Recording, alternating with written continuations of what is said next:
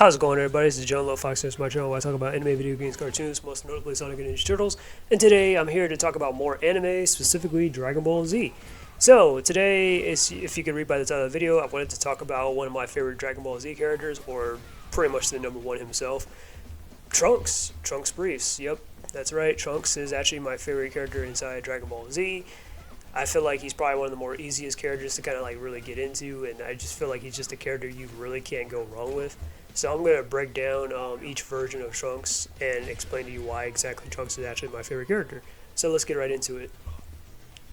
Trunks is the oldest child of Bulma and Vegeta and the brother of Bola. His future counterpart was introduced first as the mysterious Super Saiyan that no-diff Frieza, who was at the time the strongest in the universe before he was defeated by Goku and his dad King Cold. Then after his arc was completed, we followed his prime counterpart throughout the rest of Dragon Ball Z and Dragon Ball GT. A lot of people will tend to gravitate to Future Trunks because of his hardened Kyle Reese influenced backstory.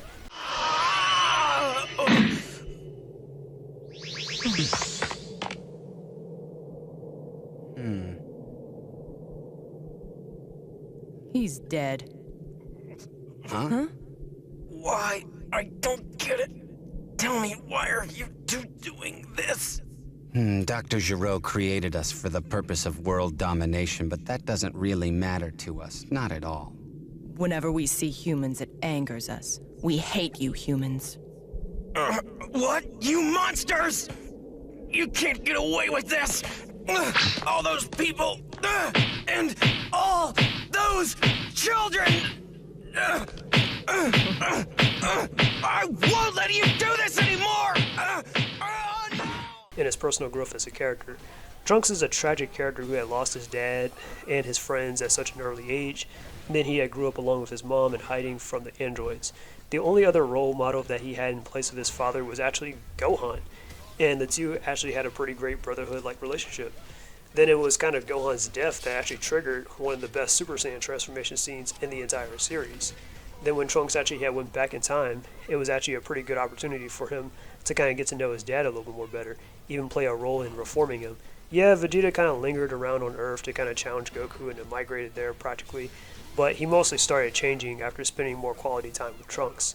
That's why when Cell killed Trunks in front of him, Vegeta was actually, for the first time in his entire life, had actually fought for someone other than himself. And don't you think it's kind of ironic how, even though Vegeta was killed by Frieza, back inside the Frieza saga and stuff, by Death Beam, Trunks is also killed in the same manner by Perfect Cell, who is, a genetic template of Frieza. But anyways, let me just get away from the parallels and the depth. Then Trunks kind of going back in time, his timeline anyways, and avenging his friends and, stopping the androids and Cell once and for all was actually probably one of the most satisfying conclusions in the entire series.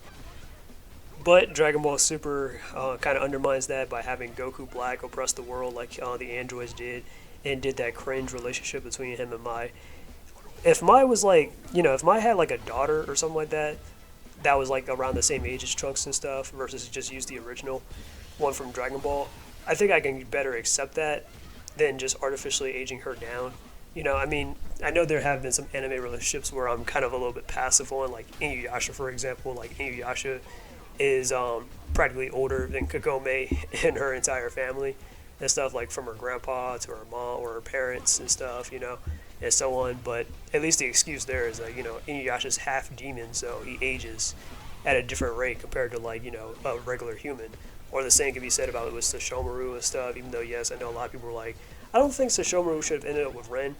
I'm not necessarily against it because, again, you gotta take into account that the demons inside that world age really slower. I mean, if you also want to be technical, Toga, or Inuyasha's mom, she's actually younger. Well, obviously she's younger than Toga, but she's much younger than even Sesshomaru, so that's also kind of a weird, a little weird fun fact. So I'm okay with that because, that makes sense, or they're, demons and stuff in some way, so yeah. But this whole thing with Mai and Trunks and stuff, I'm like, no. Like, I just can't accept it, Honestly, I feel the more natural continuation for that version of Trunks should be the Xenoverse version over what they try to do with him inside Super. And let's not also forget that Trunks is actually stronger than Vegeta during the Cell Saga, and the only other characters that were stronger than him was only Cell, Goku, and Gohan. So just wanted to put that out there. Like, yeah, if Trunks was properly motivated, he can surpass even Vegeta, considering that he had reached Ultimate Super Saiyan and stuff. Which, yeah, I know is a bit of a redundant transformation, as Cell and Goku had pointed out that it reduces the speed. So it's not exactly a perfect form, but considering how some of those characters got off on, like, basically purely just having super strength and stuff, yeah, technically Trunks actually surpassed Vegeta, and technically he was actually more stronger than Perfect Cell and stuff, but he just couldn't beat him because, he lacked the speed. Alright, I'm about to talk about Kid Trunks or Prime Trunks. Without having to grow up in an apocalyptic timeline, Trunks was able to live a sort of ordinary childhood, up until the Buu Saga, sort of, at least, in comparison to his ultimate counterpart. He's a bit more smart-mouthed, mischievous, likely from both his parents, and is a Saiyan prodigy, being able to reach Super Saiyan. He also has a best friend in Goten, and a little sister later on in Bola, and despite being around the age of like 7 or 8, Trunks and Goten were the last line of defense after Goku, Vegeta, and Gohan against Buu. And together they were able to reach Super Saiyan 3, a feat only Goku at the time had reached. And honestly, all that stuff, people kind of want to, want from Goku and Vegeta, like a friendly rivalry or more use of fusion, are actually things that both Goten and Trunks have. They just don't have that Saiyan pride BS either, so they have no problem actually fighting as a duo. That's enough reason for them to kind of carry the torch, if you were to ask me. And then there's GT Trunks. Now, I know a lot of Western fans aren't exactly a huge fan of Dragon Ball GT or this version of Trunks, but in my personal opinion, Dragon Ball GT feels like a true continuation of Dragon Ball Z than anything that came after it, and this is arguably probably the best version of Trunks, if I'm going to be completely honest. Some try to clown on his design, but he still looks cooler than the Dragon Ball Super Future Trunks with the blue hair and the zipped-up jacket, in my honest opinion. And yes, I know Dragon Ball Super is based off the manga cover where he had the blue hair and stuff just like his mom, but that would be like me trying to give Vegeta back his red hair that he was introduced with, even though the black hair obviously looks better, and that's what we associate Vegeta with, just like how we associate Trunks with the purple hair, so it just doesn't make any sense. But yeah. But going back to Dragon Ball GT, I think they kind of handled Trunks pretty well, aside from getting beaten up a lot, because the word useless gets thrown around a lot in the anime community, like having this mob mentality to kind of label characters as such, like Sakura Haruno from Naruto. People online kind of call her useless, or used to call her useless and stuff, but don't realize that if she was taking out the story, it would definitely leave a huge impact without her. The same can definitely be said about Bulma, and the same can also be said about any version of Trunks that I had just mentioned. GT Trunks was practically the leader of the Dragon Ball gang and the mechanic who can maintain and steer the Grand Tour ship. While Goku, even as a child, is stronger than Trunks, him and Pan aren't exactly competent enough to fly a spaceship. And even when Goku did back inside the Namek Saga, he needed Dr. Briefs' guidance, and that was only a straight shot to Namek.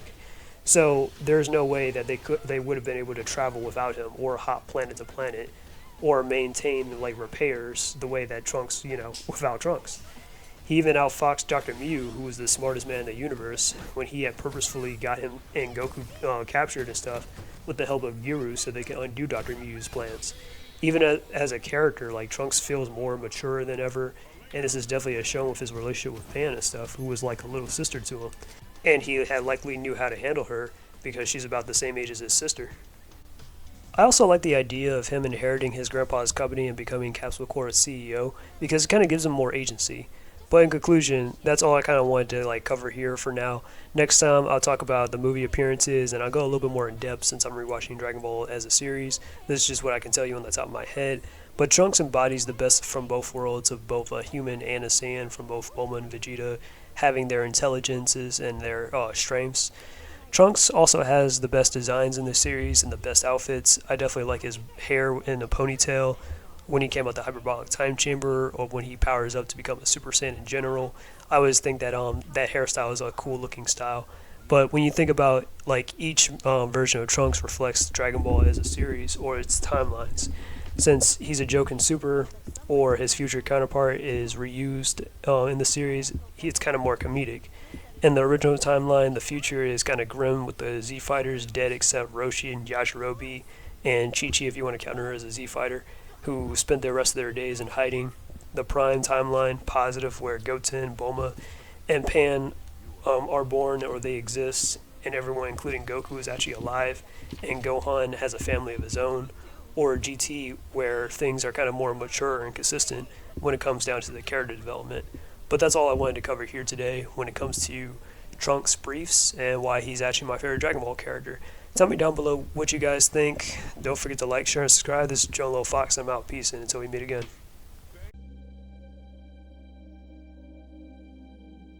What's up, Pan?